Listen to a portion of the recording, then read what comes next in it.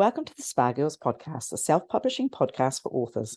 You're in the right place for the best writing, marketing, and publishing advice, plus interviews with industry experts and best-selling authors. I'm Cheryl Phipps. I'm Shah Barrett. And I'm Trudy J. Welcome. Welcome Hey. back. Now, this week we've got two awesome guests talking about something I'm really fascinated about, subscriptions and the creator economy. I think I said that right. We've got a previous guest. We've got Emilia Rose, and we've got a new guest, and his name is Michael Evans. So welcome guys. Thank you. Hello. I was a bit panicking. I was going to get your name wrong. Your name's wrong. It's very confusing to me to have two guests. My brain does not Oh, go come well. on, Rudy. You've done it before. I'm panicking. Anyway, so let's read your bios. Shah's going to read you guys' bios, and then we're going to get right into this conversation about subscriptions and creator economy. So go. Not a problem. So the lovely Emilia Rose is an international best-selling author of steamy paranormal romance, and she has over 2,000 readers subscribing to her monthly. She graduated from the University of Pittsburgh in 2020, which seems a long time ago now, but it wasn't that long ago, and now writes novels full-time with over 70 million story views online. Wow. She is the CPO and co-founder of Ream, admin in the SFA Group, and co-host of the Subscriptions for Authors podcast, which, side note, we will link to all of these things in the show notes. Emilia regularly speaks at conferences about subscriptions and building a fandom as an author. Michael Evans is the author of a dozen sci-fi thriller novels, a serial founder of creator economy tech companies, and a Harvard student. He is CEO of Ream, co-host of the Subscriptions for Authors podcast, and an admin in the SFA Group. Michael is also the author of Creator Economy for Authors, a guide to the future of publishing, which we're going to talk about today. And he is passionate about helping authors diversify their revenue streams and build direct relationships with their readers. Welcome, guys. Wowza. Great to be here. Yeah. Great to have you. Thank you so much. I'm so excited to be back. It was so fun last time. You're an old friend now, Emilia. Yeah. And I say old, we're the old ones, but you know what I mean. Let's not go back to the dinosaur show. Let's move on. So, Emilia, let's start with you because you're returning guest. So if anyone wants to listen to episode, I think it was 358, they can get your intro to story. But let's talk about any updates from last time you were here. Like if you could quickly give us a little bit of what's been happening since then. Yeah, so last time I was here, we talked a lot about my writing subscription that I was building. We are currently when I say I mean me and my team, are expanding into different sort of like IP. So we're doing comics and audio in subscriptions now, focusing a lot on adapting one of my novels into a comic and growing that subscription, and it's gone really well. Awesome. We started in November of last year, and it took about, I want to say like 6 to 8 months to get to 100 subscribers, and then 1 week to get from subscriber 101 to 200. So it kind of exploded for a bit, and we're halfway towards our goal for that subscription, and I'm super excited. That's my update where I am with subscriptions since we last talked. Fantastic. Awesome. And Ream has launched because it was still in the development mode when we talked. So which we'll cover later on in the episode. Yeah. And so, Michael, now we need your origin story. We need to know how you got into writing and self-publishing and subscriptions, I guess. Yeah. Yes, I'm happy to share. For me, I guess writing started when I started reading, kind of writing fan fiction before I knew fan fiction was a thing. And just, when you have that gene, you're like, I have to create stories. But I became more of an author and mindset and approach when I realized it was possible and that you could self-publish, which was right around, I guess at that point, I was a freshman in high school and I was just old enough to get my first job. And I remember telling my mom, like, this seems so cool. I want to do this. And she was supporting me. She was like, this is great. She was like giving me books to read. Like she was like, hey, I looked this up and I found Joanna Penn and all these people. And I'm like, oh, wow, that's so cool. So I was learning about it. And I worked a summer job and it saved up the money to publish my first book, got to get editing done, cover designer. And for me, I started writing like a dystopian series, very similar to like Hunger Games Divergent. And then since then wrote more of a post-apocalyptic series, then more of a Ready Player One-esque series. But throughout that whole process, I took a gap year after graduating high school early to like try and write full time, which was really just like, hey mom, oh, that was big thunder. I live in South Carolina, so there's thunder here always when a podcast starts. But yeah, I was like, hey mom, can I like live here for a year? I'm technically still supposed to be in high school, and can I like write full time and try and make it as an author? So I wrote 9 books that year, which was a lot. Wow. And learned a lot. And by the end of that year, started to get into YouTube, live streaming when I went away to college. And then after a year of that, really started to learn so much about the burgeoning creator economy. A lot of my friends were starting different companies. They were software developers. And I was looking at this landscape and seeing all the new technologies that were coming about to help creators monetize their work and build communities, and was just like so excited and knew I wanted to be involved in that. It was like combination of storytelling and sci-fi passion. It was perfect, but didn't know exactly where to begin. And I guess that's where I started to realize, well, I want to help authors. I want to get back into my love for fiction after a stint doing YouTube and live streaming. And I met Emilia, who had been doing, really well in subscriptions, but didn't have a platform specific to her. And then that's where like the Ream journey started, which we'll touch more later. But yeah, that's like my origin story. And then the book Creator Economy, which everyone should be able to download it for free somewhere in the description. That came about of me realizing, oh wait, there's a lot of this whole future wave of publishing that just isn't being talked about as much in like the normal or like mainstream indie publishing circles. And I wanted to really write that book primarily to spark a conversation and hopefully inspire people to 3 goals: diversify the revenue streams, pursue new paths to discovering readers, and then ultimately build a sustainable business that's diversified completely from platforms where you can have more creative control and freedom in your business. So that was the whole inspiration for it. And yeah, it's my origin story.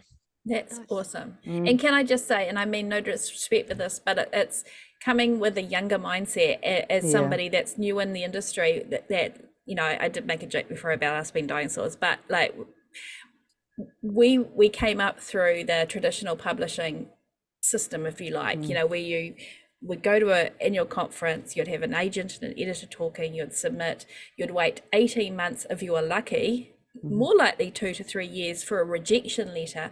And so yes, self-publishing has come along, but there's still a lot of that kind of, for us, a lot of the speed or a lot of the taking back control is still kind of a learned skill. Whereas with you guys coming into this, it's like, I just love that mindset. It's that open mindset, and you don't feel not beholden, but you don't have those kind of that historical kind of like shackles to learn behavior. Memory, right? And that somebody else has control over your gives you the tick, yay or nay, that you can actually publish. And I think that's awesome. And God bless you both, or the three of you, for coming into this and opening our eyes, because I think it's really important for those of us that have been here for a longer time. This is my soapbox. I'm now stepping off. But thank you. I'm with you though. I think it's important. I mean, when me and Emilia grew up, like being an indie creator was normal. Like, everyone wants to be YouTubers, everyone wants to be a Twitch streamer, everyone wants to write books. So like that whole concept was like, oh, well, that's just the world we live in.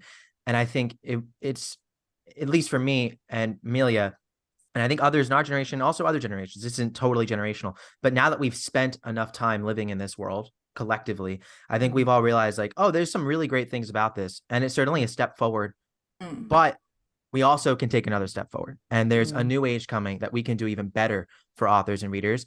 And I think just collectively, we've spent enough time in this era to kind of see the new one coming and see what we can do to make it better. Yeah, absolutely. Totally agree. That's awesome. So let's talk a little bit about the creator economy that you've mentioned a little bit already, and I'm just curious what it means, like break it down for us people who've never heard of it before, or not quite sure what you mean by that, and then let's talk about how we can make that work for authors and why it's awesome for us. Yeah, no, totally. I heard this word for the first time in 2021, very early, like in January. And honestly, just hearing the word kind of changed so much in my life, because it made me feel like this thing that I'd felt, that creators are powerful, that creators are literally building their own economy, that as storytellers, like we can build an economy, was something that just felt novel. And that word validated that concept. But what does that mean? I think at its core, the creator economy is a shift away from monolithic platforms and to communities owned and led by creators, a sort of power balance shift. This isn't saying that the platforms are going away, but it's saying that the balance of power is shifting. As me and Emilia like to say, storytellers of the world. And that's the age that we're moving into. And what it typically is defined by is three sorts of characteristics. So one, community, and community in the sense of the relationships that you have with your fans and the relationships that your fans have with one another being a foundation to your business. And that can come from direct selling, right? And that's an important aspect of this, but it also can come from just intentionally building your fandom, intentionally being out there and nurturing community among your fans. So we talk a lot about that. Subscriptions have a lot of overlap with that, but that's the whole creator economy. The second piece of it is how you choose to monetize. And ultimately, it's expanding beyond thinking about your books as just being like ebook royalties or audiobook royalties in different formats, but saying, wait, I can launch merch connected to my books, merchandise, think t-shirts. I can launch swag. I can launch cosmetic brands, which me and Emilia have talked about this. We can go down tons of rabbit holes that are fascinating. Ultimately, it's built off this one fundamental premise. As a storyteller, wow, that was a big crack of lightning. We have trust with our audience, and that trust we can leverage to build other businesses that can actually provide value to our audience and are connected to the worlds, the characters, and the stories we've created. And the concrete examples for this mostly exist outside of the author world. We're starting to see this move into the author world, but YouTubers have been doing this for years. Podcasts have been doing this for years. Twitch streamers have been doing this for years.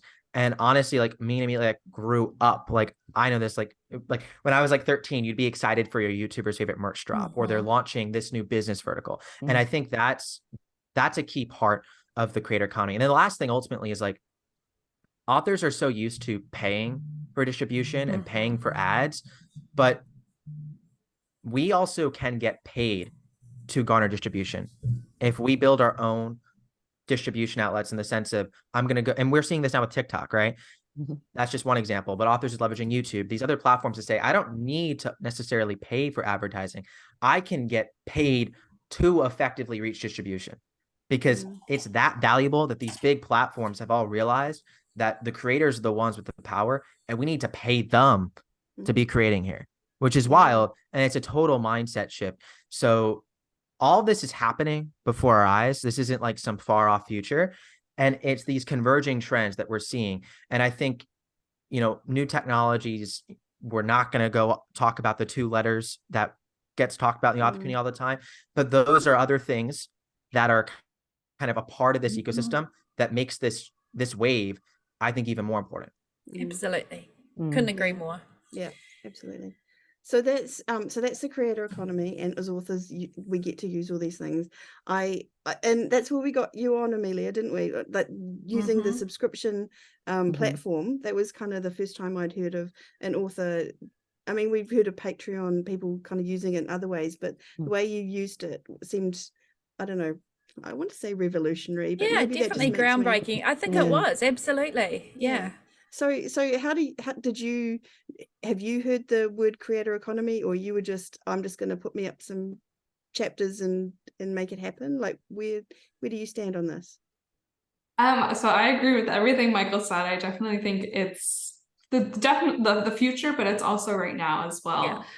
But when I started, I didn't know anything about the creator economy. I didn't even hear the word until I met Michael, and it didn't really click for me until we had like multiple conversations about like what we can achieve as creators and as storytellers. And while we're building this platform, different ways to monetize, different ways to build community, like implementing them all into Ream. I think then it really kind of clicked for me how powerful the creator economy can be for individual creators, and like creators who might not even have a huge audience. They might have just like a small audience, but those people in that audience really, really love that creator, and they'll do literally anything for them. So I think it's going to empower pretty much any creator at any level. Yeah. That's awesome. I like that, what you were both saying about the kind of the creator being the most powerful person in that relationship. Like, often we've felt like maybe the writers are not the most powerful part of the equation, that we're relying on editors, publishers in the past, and I don't know, other platforms now, but you're talking about kind of putting us in the driving seat, which is really kind of awesome. I'm also reminded too, it's an old phrase that used to get tossed around a lot, 1,000 true fans, and we're kind of like, I would sort of be like, yeah, it's nice, but you want 1 million sales, right, on Amazon or Kobo or whatever. But this is almost like going back to that, like 1,000 true fans can give you a good income. So you don't actually need 1 million people. What's funny is sometimes you need like a million in reach to get those 1,000 true fans, in the sense of like 1 million view TikTok, or I could go down all the examples. But I think one of the mindsets of being an author creator, and that's also core to subscriptions, that in the business model that Emilia has run is like inherent to it, but it takes just the moment to be like, oh wait, that's how this works. Is if Emilia sells 2,000 subscriptions tomorrow, that sounds wonderful. But if they all unsubscribe, that's really, that's not a subscription. Like, that's a subscription, but it's not monthly anymore. It's 1 month. Sure. And I think that part of the creator economy, not just subscriptions, but all these different business models, whether it's creating merchandise, whether it's creating like fan experiences, like let's say we're going to throw Christopher Hopper's an author that we talk with a lot. He's having an in-person conference for his fans, whether it's virtual events you're throwing for your fans. I mean, there's lots of layers to this, but when you get down to the core of it, it's about, how do I take an existing reader, even if it's one person, and give them a better experience and provide them more value. And in return, hopefully they'll provide us more value, right? That makes the sort of economics work. But from a reader standpoint, it elevates their experience. So that's where it's like not just about the author, but it gives you the privilege as an author to stop trying to chase this hamster wheel of getting new sale after new sale after new sale. Because it's like, wait, if you switch the mindset a little bit, discovery is important, but this other piece of like monetization of your existing fans through providing them more value and building a more in-depth community, it's huge. And that need has come about because we've had one huge social change in the world. People spend more time online than doing anything else in a given day. That's pretty much the truth. That's how to maybe their job. They spend more time online than with their family and their friends. And in this world now, the online creators who we spend our time with basically have supplanted, at least in importance in our life, a lot of our in-person friendships. And we can take that and say that's bad. And look, it's a big change, right? And COVID accelerated this change, which is why COVID birthed the term creator economy. But we now have an opportunity as creative people to say, wait, we can actually serve our readers in new ways, because the place that our stories hold in their lives has never been more important. And we live in an age where anyone can create those stories. So you're talking about doing things like, so you have the book and your stories as the core thing, but you're talking about all the other things that you can be doing to create connections with readers around that. Is that what you're talking about there? You're talking about reader events online and offline and other stuff like that. Is that Think about it like your mini Disney World. Yeah. Okay. When you step into Disney, there's all these different interesting experiences that you can have as a person going there who is interested in the IP that Disney owns. And as an author, what is the analogy, right? What is the analogy that there isn't too many yet, but what we've had happen is that there's been this convergence of both this time shift and where readers are spending time, and then new technologies, like we're working on one, but all these new tools that are coming out that are saying, hey, we're going to make that experience for you as the author easier to deliver to your fans. So you don't have to, like, musicians, typically their business model to do this is running concerts. Okay, well, authors aren't going to run concerts. Authors aren't going to go, not everyone can afford to go on a world tour, right? So what is the analogy of that in a digitally native sense? And that's what the creator economy is ultimately about. How do we take these things that happen in the real world, make them happen in virtually, and there could be an interface to the real world, like we've said with merch, right? Where you would normally go to the store to buy clothes, but instead someone might want to buy their next shirt from you because they identify with the character in your book and want to wear that and rep that. Ultimately, your story is becoming a piece of identity. So the IP is always the most important thing. But if anything, we've under leveraged, like right now, our IP is so under leveraged in terms of the value that it has. We have not actually created the number of experiences and the awesome things for our fans that we could. And that's ultimately a huge insight to the creator economy, is that like the story is in a way just the beginning to this gateway of immersing your fans into your world. And you're seeing this someone like Emilia and her subscription, all her different tiers, all the different levels of access you can get as a fan. And that is really cool. It opens up a whole world of opportunity. Yeah, I love that. The story is just the beginning. I think that's an awesome way to say it. Two things that are coming up for me is, one is the term transmedia, which is something that I heard years ago, and I don't even know if it's still a term people use, but it was being used in terms of movies and talking about, like, if you have a movie franchise like the Marvel universes or anything like that, they'd have a book, they'd have a movie, they'd have a comic, they'd have a merchandise, they'd have all these different things. And I always thought at the time, I was thinking, how do we use this as authors? And it kind of feels like now that what you're talking about is exactly that, like doing the same kinds of things that these big media organizations have been doing for years, but translating it onto an individual level for us as authors, which I think is awesome. So I don't know. The other thing was Kickstarter. Now, Kickstarter campaigns run by authors feel a little bit like what you're talking about. Is that another layer of this, as far as you're concerned? Totally a part of the creator economy.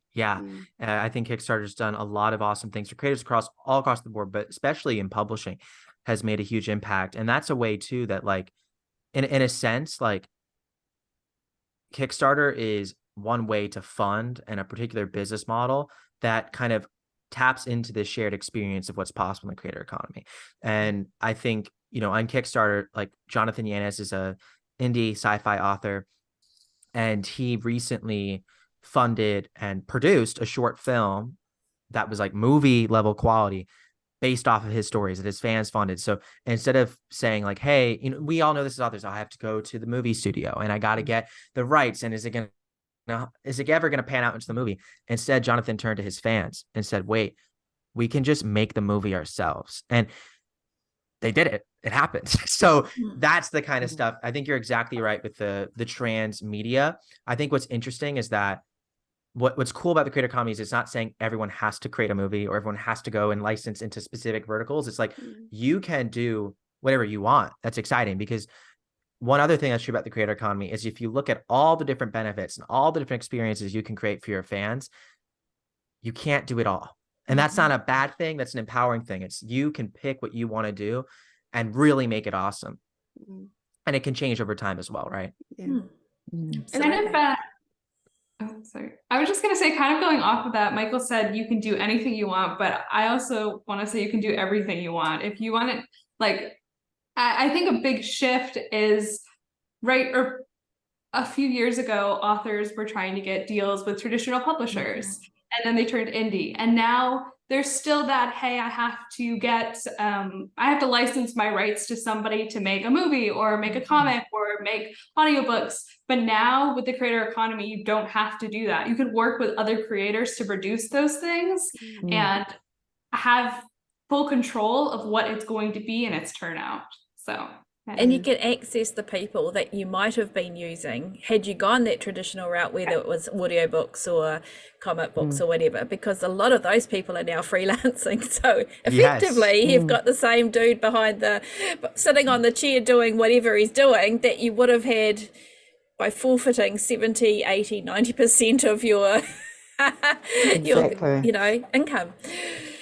Yeah. What it relies on too, though, to make it happen is a connection to your fans. And in two senses, like a literal connection from a data perspective, like having their emails or another way to contact them so that, you know, you can build funding relationships and build business relationships and launch new verticals that are not just tied to like one retailer or one discovery platform or one publisher. So that's one important aspect of it, like the ownership of not just the IP, but the actual fan relationship, right? Yeah. And that is something that the creator economy makes important. It's saying that it's not just about your IP indie authors, it's having independent fan relationships. And that is something that we just haven't emphasized as a community yet. But then the second piece of it is like having a connection with them where they feel a part of your work and they want to be a part of this journey. Like in Emilia's case, being a part of the production of literally making a comic come to life is like super cool. And as a creatives, it's like our job to make them feel that like they want to be a part of it, which isn't actually as hard as it sounds. It really isn't, but that's should be emphasized as well, that making them feel that sense of belonging is what gets a fan to be a super fan. And that's what you do. I want to talk, Emilia, because you on one hand, I kind of, some of the stuff you were talking about, Michael, I felt like you need a big fan base to do some of these things. But actually, Emilia, you started out with no fan base and have worked your way up into doing these things. So it can be done either way, right? Like if we've got beginner authors listening to this, we're not just saying you have to build this massive fan base and then you can do these things. It can be done both ways. Would you agree? I would recommend starting when you're just small, like, and have your fan base and your subscription or your crowdfunding or whatever you're trying to monetize or however you're trying to monetize grow with you. That's exactly how I started, through serializing for free on Wattpad, building an audience there and having them come over to my subscription. And that's what I did with my comic that I've been growing this past year. Like some of my fans like reading comics, but most of them don't. Most of them want to just read books. So I had to find a new audience in a new place and build from there. So that's awesome. It's good.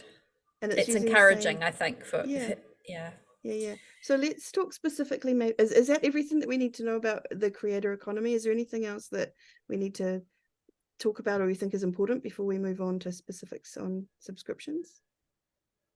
My only thing is to encourage people to get inspiration from a wide array of sources. And I think that, you know, the creator economy, it's funny, like I have a lot of friends who work in the creator economy and none of them are even aware of like indie publishing for the most part, which like you're gonna be like, what, that sounds ridiculous. But it's because we're still so overlooked as authors. And I think for us to make a dent into this huge movement, because like what's going on is way bigger than just the author scene. You know, we almost need to take inspiration from what's going on in other sectors to help build this movement up, because it almost frustrates me sometimes how overlooked fiction authors are in the broader space and how overlooked indie authors are. And it's another sign that this whole broader movement is still in its early days of like giving us as authors power. So part of that is empowering ourselves and learning from others and making some noise. That's awesome. Really good advice. I think it's good advice for all creatives, you know, regardless of what level you are, is to look outside. It's very easy to get into the author bubble or the publishing bubble, actually the self-publishing bubble. It's really, as somebody that spends way too much time on YouTube, I endorse the statement. Awesome. So let's talk about subscriptions. Let's start. So what are subscriptions in this context? Like, what are we talking about? Emilia, I think you can answer that one for me. Yeah, so subscriptions, in the sense that we're talking, and correct me if I'm wrong, Michael, but it's basically a way of crowdfunding. And it's when your readers pay you, the author, monthly instead of paying big retailers and then them paying you. It's kind of more direct. And you're really building a community each month with these people staying. And it's definitely a really awesome source of recurring revenue that you have to work for, but you don't have to work too hard for when you have a good community and they have a lot of trust in you. And you're delivering a good product for them, though. You're delivering what they want.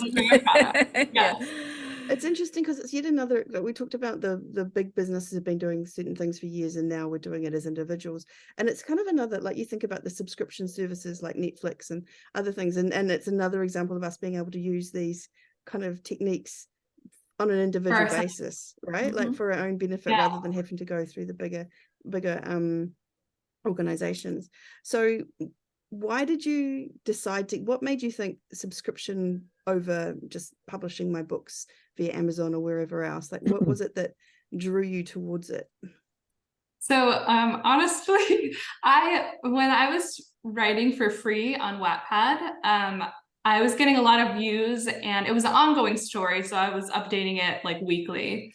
And I was telling my husband, who was my boyfriend at the time, like, hey, I'm getting all these views. I'm so excited about this story. And he's like, well, why don't you publish it? And I was like, no, I feel like nobody would buy it, and I don't want people to pay for my work. And so then he gave me the idea of doing a subscription and doing early access for it. So I can still release the story for free to capture that audience and not feel like they're being forced to pay. But if people want to come in and read for free, they can read a little bit early access, they can through a subscription.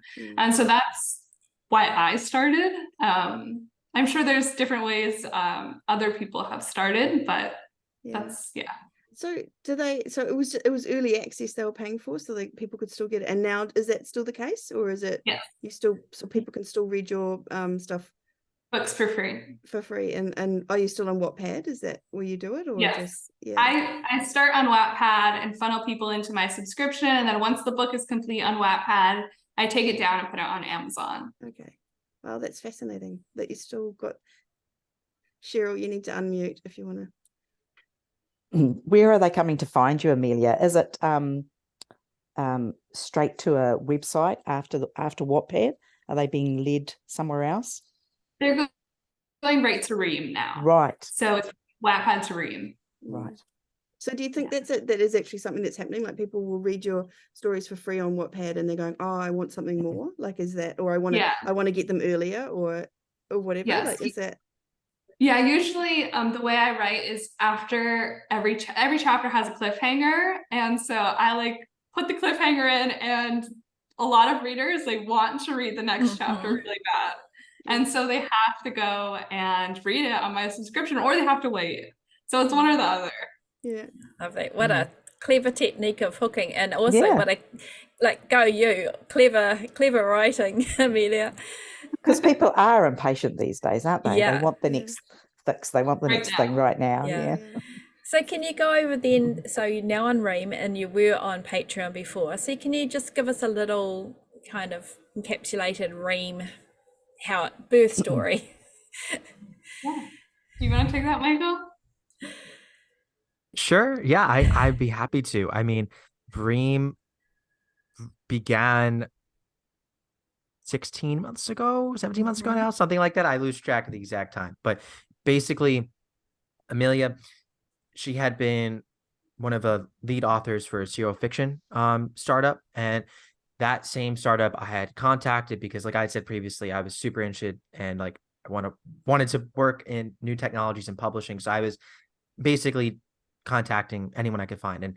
And since Emilia had a lot of success on Wattpad, they had already contacted her. And through that process, we met and we kind of realized that, one, I guess, and I had found this problem out myself, a lot of the people that are building technologies for authors and storytellers are not authors themselves. And we were encountering really massive problems with that, just from everything, like our motivations, their vision, everything like that. So when I met Emilia, it was like, well, we both had this shared vision and purpose, right?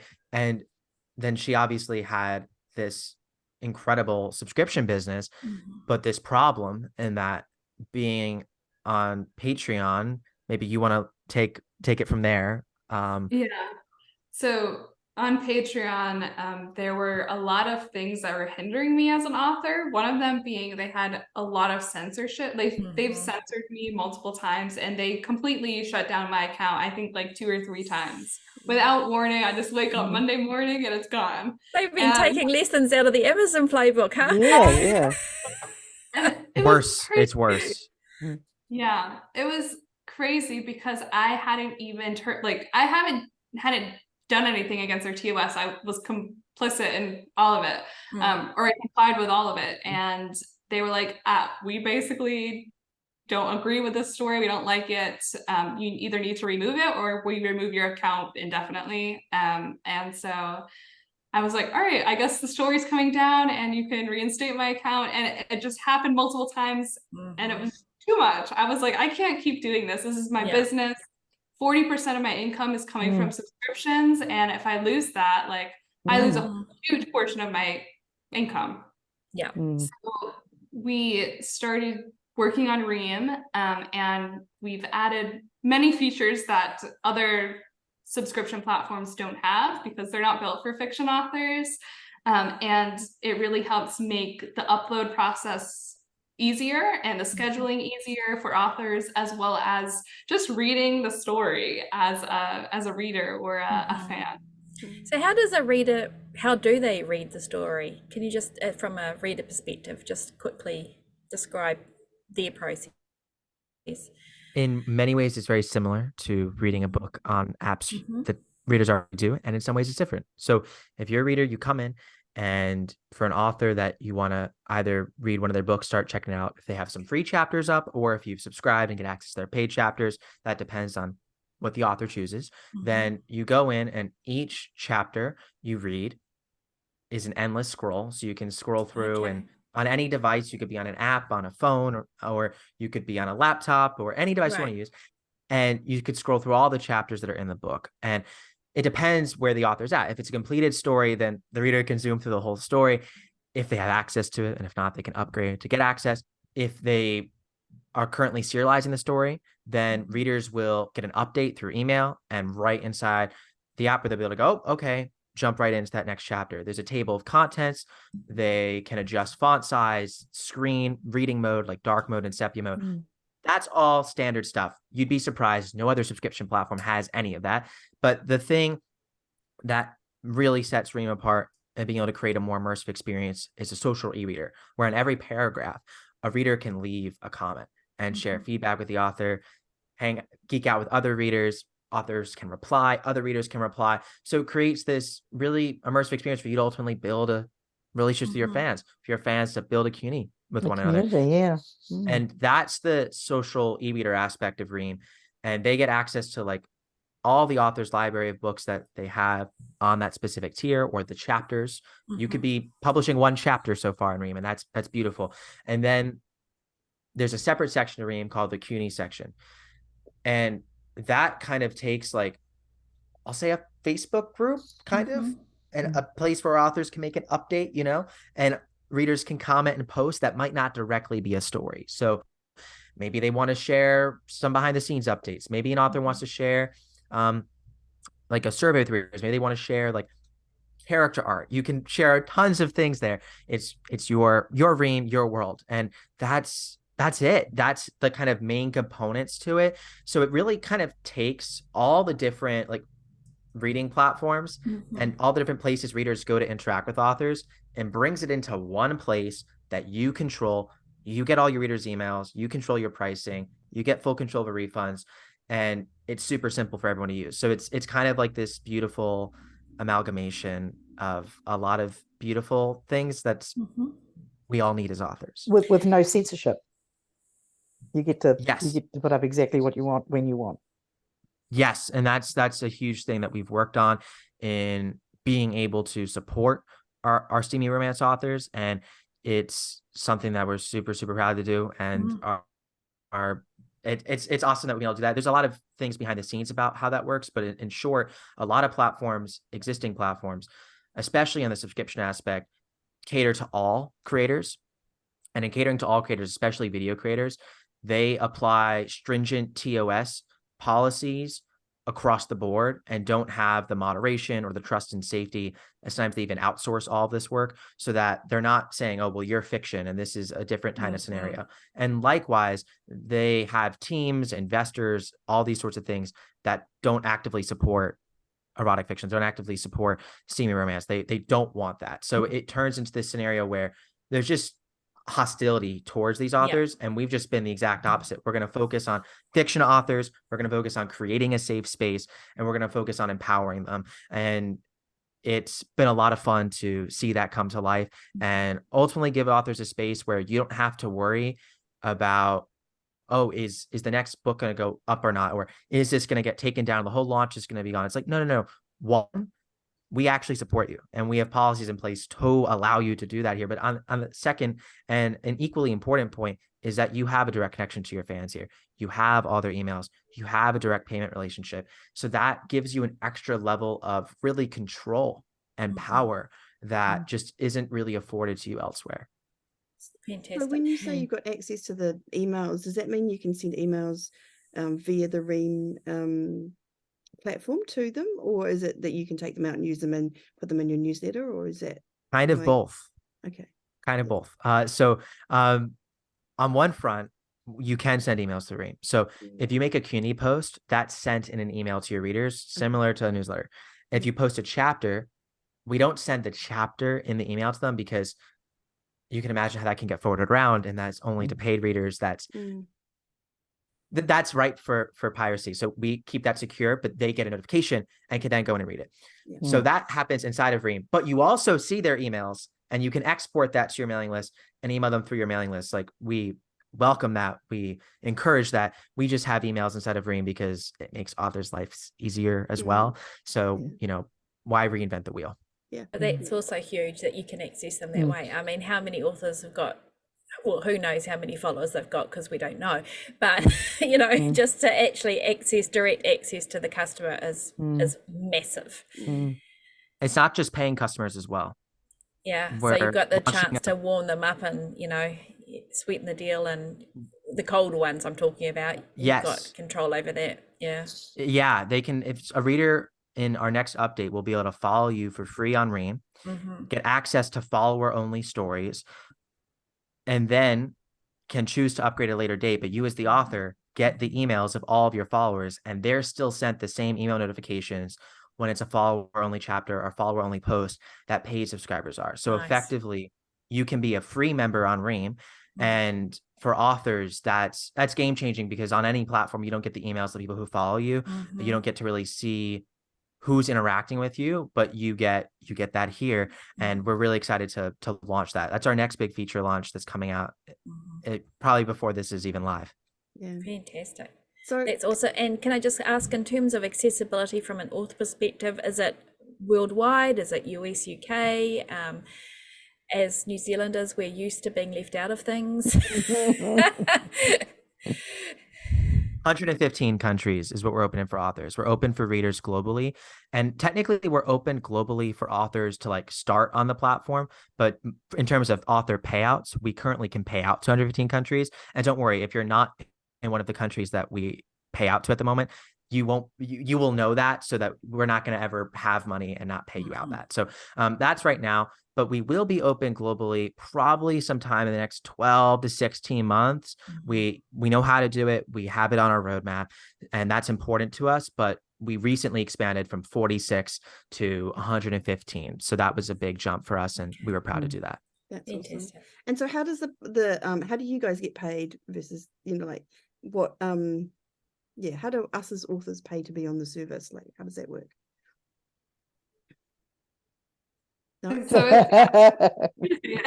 it's basically, we only make money when authors make money. There's no fee to be on the platform, straight up fee. It's basically authors keep 90% and we take 10%. There's also a couple of payment processing fees that authors have.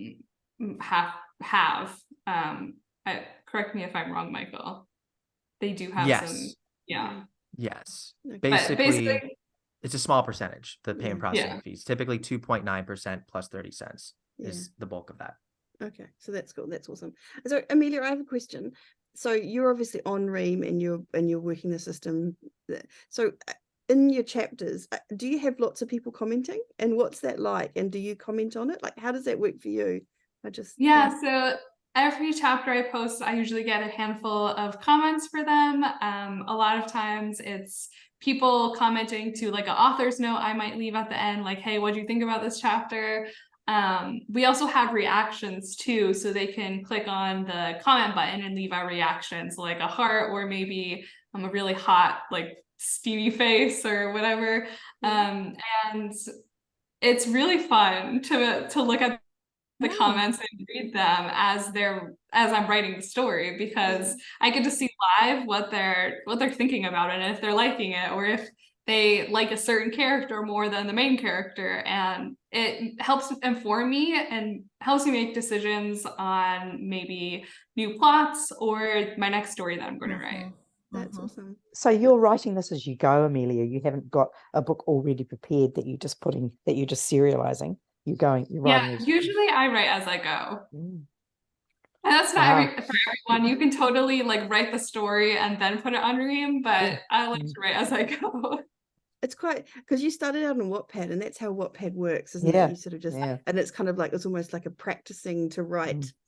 I used to be on Wattpad too, like years ago, and so I guess you've got that kind of mindset that's kind of where you've come from, and so that makes a lot of sense to you. I even like the idea of you kind of going, oh, they like this character, maybe I'll add them more into the next chapter or something. Is that what you would do? Is that how you? Yeah, usually there's sometimes people will figure out what my like big plot thing is going to be, like plot twist, and I'll be like, and they'll write it in the comments, and I'm like, oh my gosh, I need to change it now. I need to you're gonna get such a surprise. I'm like, oh my god. And then I'll continue to write the story with this new plot twist, and everyone's like, oh my gosh, I can't believe it, I would have never guessed. And I was like, exactly. So how long are your chapters, or how long are what you're posting?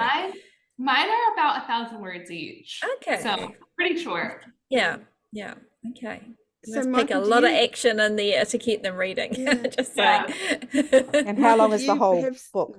Oh, sorry. No, you go.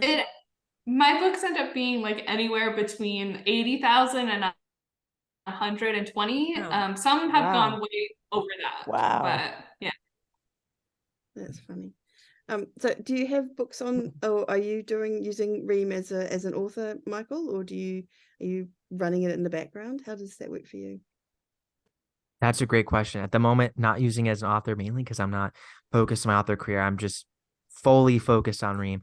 At some point, I hope to be back, but right now I'm having a lot of fun focusing on Ream. And it's one of those things where you're like, oh, if I spend 10 hours a week my author career, I could spend 10 more hours on Ream. And I always choose to spend it on Ream right now. But that's my personality. I'm a very obsessive person. So my obsession is Ream right now, and it will be for a very long time. But probably when I graduate college, I'll have a little bit more time to include some other hobbies in my life. And writing's usually the first one I go to. So we'll see what happens. That's awesome. How many more years have you got to graduate, or are you going to keep going?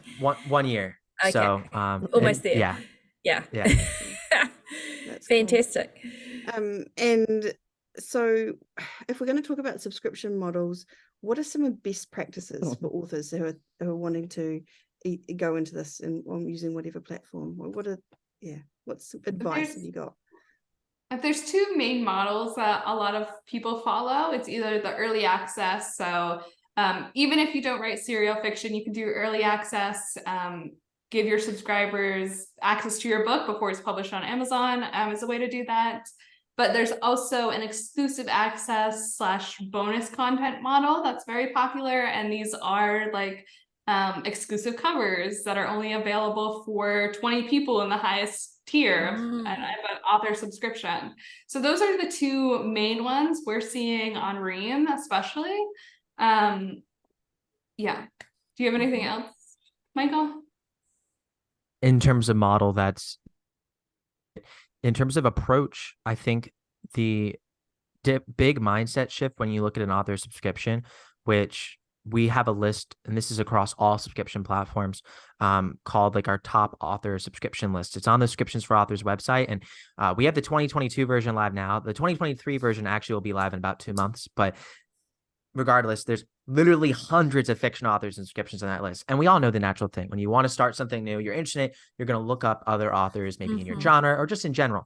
And that's beautiful. But there's one piece of advice I have when authors do that, which is when you look at someone like Emilia, when you look at someone like a Kay Webster, or look at someone like, I can list a bunch of successful author names that you should go look up. Those are two. CJ Prime is another one. You could go look up Nikki St. Croix. There's people doing inspiring, incredible things in their membership. And there's a lot to learn from it. But the one thing that you might not want to do is do everything they're doing on day one. Earlier, you asked the question, a lot of the things you're talking about, Michael, seem like it's maybe suited for more advanced authors. That's not true. And like Emilia said, you can do everything. But another piece of advice is everything all at once, right when you're getting started. It could be a slow build to everything. It could be everything over years that you do. So maybe you look at someone like Emilia, who has all these tiers and all these different benefits, and you really should figure out, well, what's the simplest way I can start, right? Because ultimately in subscriptions, it's not about the launch. And this is where subscriptions are drastically different from a Kickstarter campaign, right? Kickstarter is all or nothing. If you don't fund it, that's bad. You're like all these things, right? That's how that works. Whereas with subscriptions, it's like, no, this is about the iteration. This is about building with you over time. So it's low risk if you make it low risk. And how you do that is by saying, I'm going to make my benefit sustainable.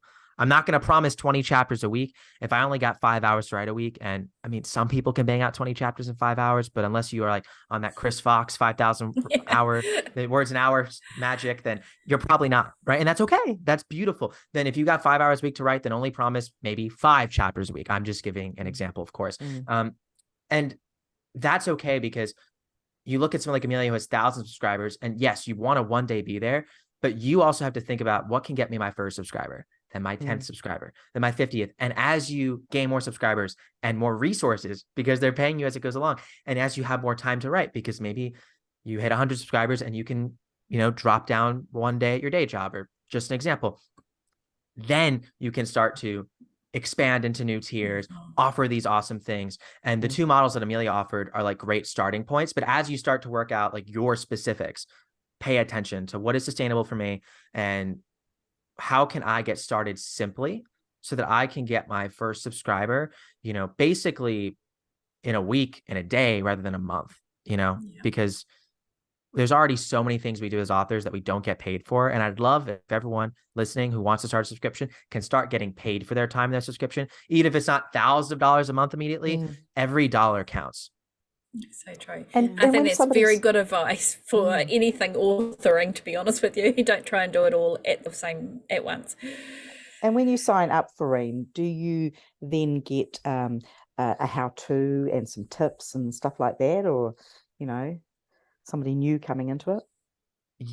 Yeah, I mean, it's a question of how much do you want, because we almost have developed, I wouldn't say too much, but we've developed as much as humanly possible. We have 130 help guides just related to like navigating the site. And there will be more that we develop. I think there's going to be close to 200 by the end of summer, which sounds overkill. And I don't expect you to research all of them. So the best thing you can do is reach out to us if there's any specific questions about Ream, or search our knowledge base. You don't have to literally read through them all. We also have over 50 blogs, 40 podcasts, or something like that. It's like we're up to like 100 individual pieces of content between all the things we do that are just subscription focused education, not tutorials on how to use the site. That's great. We have those too. But like, here's the best way to approach early access. Here's the best way to approach developing bonus content. Here's how to market your subscription. All those practical things are for free on subscriptionsforauthors.com. And that's overwhelming. Do I recommend reading everything we have? Maybe eventually. I would be honored. Me and Emilia would both love that. We put a lot of time into it, but you can start with a free book we have. It's the Subscriptions for Authors book. You can look it up any retailer. It's free ebook. It's free on YouTube as an audiobook. And that's a great place to start, to just get your head around it. It's a 2 to 3 hour read. It's 1.5 hours if you listen on 2x speed, but that might be a little intense. But regardless, that's like the ultimate crash course. And if you get through that, you'll know what other resources you want. And then we have the Facebook group and the Ream forum, 2 separate places. If you have technical questions or feature requests about Ream, the Ream forum you can go to and not only get help from our team, we have a team member who monitors that, but you also can hear feedback from the authors community. And the Subscriptions for Authors Facebook group is where you can go to ask any questions about subscription. So we kind of have a system where it's like an all you can eat buffet. You just have to pick where works best for you to get started and what you want. And like I said, reach out to me and Emilia anytime with questions, reach out to our support email on our site, and we're happy to like direct you in terms of where we think is best for you to start, because that's what we're here for. Yeah, Cool. that's awesome. Thank you. Fantastic. And you've also got something for our listeners as well as part of that. Do you want to talk Yes. about that quickly? Specifically with the creator economy, if you want to read more about that specifically, it's called Creator Economy for Authors, Guide to the Future of Publishing. And you all have a free book. It should be through BookFunnel. No email required, nothing like that. You can just download it right from BookFunnel. In the link in the description, I believe. It'll be there. Or the show, Yep. yeah, Yes. show notes. Fantastic. That will be Okay, there. show notes, Okay, yes. Thank you so much for that. So I just want to ask, we're talking about subscriptions. Are they? So I know for you, Emilia, you have Wattpad, Ream, and then you put the books up on Amazon. So we're not talking about subscriptions being the only way you make money. Like, we're still trying to. It is a wide thing. Can you talk about that? Yeah, so I use subscriptions for basically my biggest fans who want early access to my content, but I understand that there's people who don't like to read serial fiction that way. So what I do is I'm a wide author. You can do subscriptions if you're in KU. There's tons of authors who do subscriptions in alongside KU, and they do really, really well. But as a wide author, I like to have my books in as many places as possible and make them as accessible as possible to all of my readers all over the world. So subscriptions are just one way that people can support me if they want to see me continue to write books. But I still have my books on Radish or Amazon, wide retailers, pretty much everywhere. So Nice. yeah, just a little piece. Okay.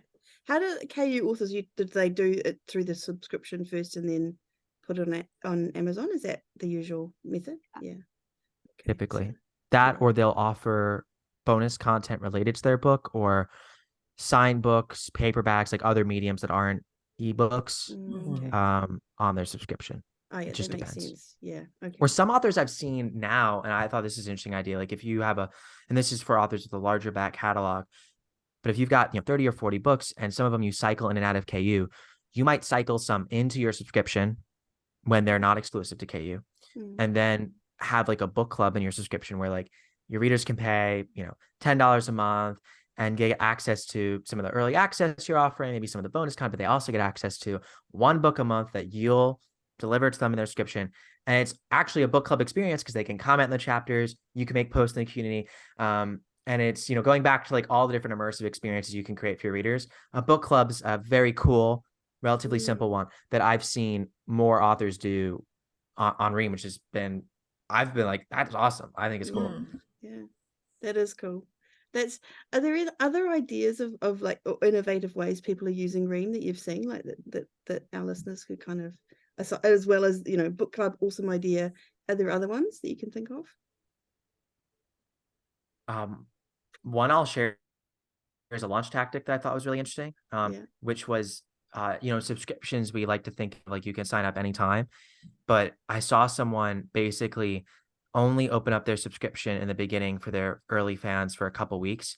And then they, in this case, set a tier limit, and they weren't going to open it back up again for another 3 months. And we're just going to focus on making an awesome experience for those early fans. The specific author who did this is Kitty Thomas, and she's fantastic. So I recommend you check her out. But I was like, oh, that's genius. Nice. That time limit, like taking those really traditional marketing techniques and actually using them in the creator economy. That's clever, man. It worked really well. Yeah, you can see on her page, because she has the tier limits up. You can get an idea of how well it went on her page. I'll say that because it's public. But another really interesting thing that I've seen authors do is focus on voting rights in terms of like giving their readers the ability to, it depends like your comfort level and what you want to give to them. And also like, I wouldn't recommend writing your story with your readers. Like there's a line, and if they write your story with you, that's called, shared IP. And now you have like laws deal. But in this case, I'm talking like Natalie Keller Reinhardt. she's an equestrian fiction and romance author. And at some of her higher tiers, I believe it's the $50 a month, but it might be 25. It's 25 or 50, one of those numbers. I don't remember exactly. But she offers the ability for you to name a horse in her stables and her books because she's writing equestrian fiction. That's pretty cool, right? That's pretty cool. Takiri Parath is a thriller author on Ream, and just so lovely because she comes from a background where like her readers skew a bit older in generation, and she was worried about new technology adoption with them, specifically like a lot of above 60, and that's I understand the concern, and I just told her, like, honestly, try it. What do you have to lose? It's gone really well for her, and I'm so excited about that for her. But she has a really interesting benefit where she's a thriller author, but they're writing like detective police procedurals, so there's always someone dead. And it's not necessarily like the guy in the end, right? There's a dead person, you got to figure out why they died, so they can name the character that's dead after maybe an ex or someone you want to get revenge. So there's things like that. Cool. Yeah. Oh, there's things like that I'm like, what I love about these ideas are they're digital. Yeah. Anyone can do them, and anyone can take inspiration for their own stories. I've seen one last cool idea because I thought this was just so cute, and I was blown away when she told me this story. EJ Frost, there's actually two interesting things here. EJ Frost has two interesting notes. So one of them is a subscription cross hop. I think I said that a little wrong. It might be the subscription hop cross. No, I think it's cross hop. There we go. What it is basically subscription cross promo. Okay. And I think this is super interesting. They have what's called the Wheel of Smut. You spin it once a week, and there's a prompt. One of them had to do with fainting goats. There's a lot of interesting prompts there. And you have to write a romantic story related to that, which good luck trying to come up with that. But the readers are like cracking up. They're like, oh my God, this is so much fun. And there's just a Facebook group where it's shared among, all the authors who are participating in cross promo. But then it gets cooler. They all individually go, and when they want on their own schedule, you don't have to write it every week, but there's at least some authors writing it every week. Take that prompt and write a short story. We're talking 1,000 words max. That's the idea. Some authors get carried away, get inspired some weeks, but that's okay. And then the readers, right? You are bringing them into the Facebook group, your readers, and then everyone's bringing their readers in the Facebook group. And then some of your readers will subscribe to you for the short story, and that's a benefit. But you can also subscribe to other authors because you get a great prompt. You're all in the same group. And now they join that subscription. And for all of them, it's sitting at like a $3 tier, purposely like the lowest tier, but they get none of the other benefits of that author. So then the idea is if you actually want to be a member of that author and not just the cross promo tier, you'll upgrade. And here's what's fascinating. In EJ's case, every single person has. Nice. Wow. Okay. Nice. They're clearly coming up with the goods for those people, right? Yeah. You still gotta, Gotta be a good story, isn't it? Yeah. Yes, she's a fantastic writer. But also from a creative perspective, how validating and how rewarding must that be when you're on the end of that keyboard creating these stories, knowing that these people love it. Like, it's so much of authoring feels like screaming into the void. But especially when everybody loves it. Yeah, right. And Emilia, you do the steamy one shots as well. Yes, I do one shots every week. But they're not related to the Wheel of Smut. No, not related to that, okay. but it's an interesting benefit because you sometimes spin out your own stories based off of like longer novels based off of popular steamy one shots. Yeah, we do like voting privileges or voting rights on my subscription. So if I write one shots every week, and when I'm ready to write a new book, I'll say, hey, out of all these one shots that I wrote, which book do you want? Like, which one do you want me to expand and create a full book? And they'll vote on it, and that will be the next book we write. So one shot is a one-off short story, is that right? Yeah, so it's like 1,000 words. For me, it's just 1,000 words of sex.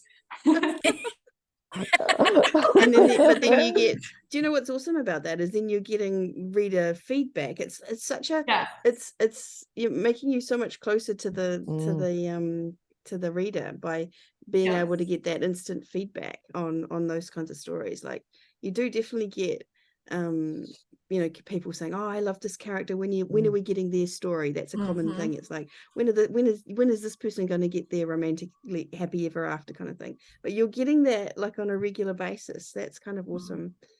And it's also very close in terms of the feedback you're getting. Like, you are almost getting this, it's kind of like having not beta readers, but almost alpha readers as you go along. Sorry.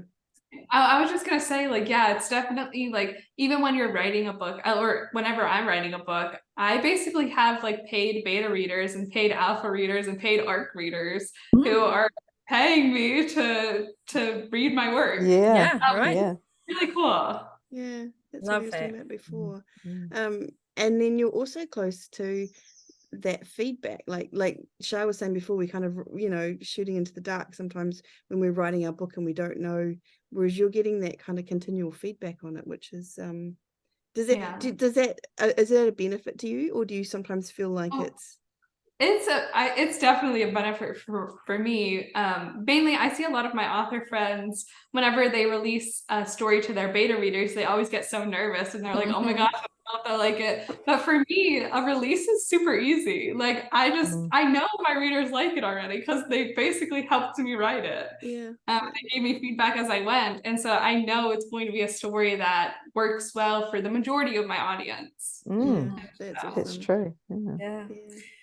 Awesome. Well, thank you. I mean, Trudy, I think have you got anything more? I just conscious of our time for these guys here. We've an hour in. I feel like we've got all the information we need from you guys, but is there just one last little thing you want to mention, just to leave our listeners with a piece of advice or something you think is important for them to remember with regards to our topic? No? What do you think, Michael? My biggest advice is that you might be listening to the end of this and be like, wow, this is exciting. I want to jump on this wave right now. And I think that you're right into wanting to learn about it, to think about it, and to start it. But just know that this isn't going anywhere. The creator economy is here. This isn't something that you're going to miss out on, or a train that's leaving the station and is never going to come back. This is the world we live in. And it's a world in which, again, like, at the end of the day, regardless of what some company or what some publisher says or what some platform says, like, we are the ones as creative people creating the connection with the readers. We're the ones who drive this industry, and we are going to have more power in the future. And whether you choose to take it or not tomorrow or the next day, like, it's happening. And you don't need to panic about it. You don't need to feel stressed out. Like, this is going to, this is going to disrupt what you're doing. It's an opportunity for everyone here, and for existing indie authors who have been in this ecosystem for now, years, 10 years, months, even just weeks. If you're just getting into it, you are already beginning the journey. You've already started, and now you get to take that to the next level. And I think that's the most awesome thing. But just a reminder that, don't ever feel like you have to change your life and get up overnight. And it's all about sustainability. It's all about making it fun. And it's all about remembering that, this is your business, your stories, your community, and your readers. And you can choose to do that in the way that makes sense for you. So don't listen to anyone. This is why Emilia immediately was like, there's just two models that she already presented. There's no one right way to do subscriptions. There's no one right way to do any of this, but there's a lot of inspiration we could take from each other, which is also why the last point is we can learn a lot from one another, and we can learn a lot together. And I think that this is almost a call to action to say that as authors, we already are so giving in this community. The author community is like the best community in the world, but that's our superpower as well as authors, is each other, is learning from one another, is taking inspiration from one another, and helping each other grow. So let's not forget about that, because we are in this together as a shared mission of empowering each other. Thank you. Cool. Awesome. Yep, absolutely. That's fantastic. Emilia, I hesitate to ask if you want anything else you want to share? I guess my piece of advice would be just do it. Don't be afraid to fail. And always tweak. When you're creating a subscription, you're always going to find things that work for you and your audience, and some things that don't. And don't be afraid to just get rid of the things that don't and focus on the things that do. Awesome. That's fantastic great advice. So where is the best place to look for, shall we send people to Ream is what we're wanting to do, isn't it? So how do we find Ream, and where do we go? reamstories.com. That's how you can find it. You'll be able to join, right? It's pretty obvious how to join. Like, there's a button on the main site, top right-hand corner. You could join, create a free account, and you could check the whole platform out for free.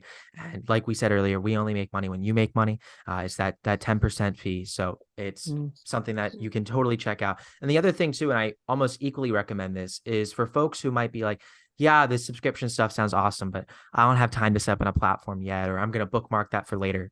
That's great. Definitely do that, because it's a wonderful place. But you also can join our Facebook group and our community at Subscriptions for Authors. And if you just go to subscriptionsforauthors.com, you can find all of that information. So that's another place I highly recommend people go. It's, you have the technology and the platform, and then you have the community and the education. And I think both are inseparable. That's awesome. Absolutely. Fantastic. And Shah, where can we be found? We can be found at spargirlspodcast.com. And if you'd like to subscribe to us on Patreon, we would really appreciate that as well, at patreon.com/spargirlspodcast, where you can support us there. And thank you to all those who do and all those who listen. Yeah. Awesome. And thank you guys for joining us today. We really appreciate it. My brain is buzzing. Yeah, I can just see I can practically see the cogs whirring there, Trudy, and the steam rising out. Thank you so much, Michael and Emilia. It was just awesome to have you. Thank you. And thank you to all of our listeners for joining us yet again for another episode of the Spa Girls podcast. We appreciate having you here with us, and we will be back again next week for another episode. But for now, farewell. Keep well. Bye.